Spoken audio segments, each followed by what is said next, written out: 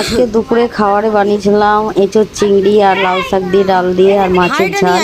তো আমরা একসাথে খাওয়া দাওয়া করলাম, কেননা আজকে ছেলে চলে যাবে মাদ্রাসায়।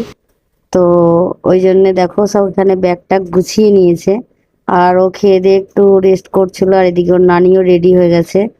তো এবার আমরা বেরিয়ে যাব, মানে আমি যাব না, ছেলে যাবে। কিন্তু মনটা সকাল থেকে খুব খারাপ, কিন্তু এটা তো ছেলেদের সামনে মায়েরা দেখাতে পারে না, আর দেখালেও তারা মন খারাপ করবে।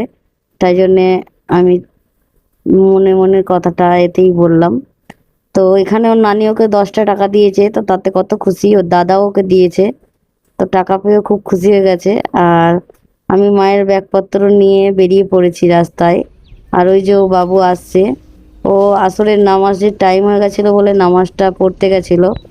তো আমি বললাম তুই গাড়িটা রেখে আয়, আমরা ততক্ষণ এগোচ্ছি। আর এই যে এখানে চলে এসছে, মাদ্রাসার ড্রেস পরে রেডি। আবার একটা বছর পর কুরবানির সময় আসবে, কিন্তু এতটা ছুটি পায় না, 2-3 দিনের ছুটি থাকে। আর এখানে দেখো গাড়িতে বসে পড়েছে, আর ওরা চলে যাচ্ছে এবার। আর আমি ঘরে চলে এলাম ওদের দিয়ে, রাস্তার সামনে তুলতে গেছিলাম। আর ঘরে এসে দেখো ঘরটা ফাঁকা ফাঁকা লাগছে।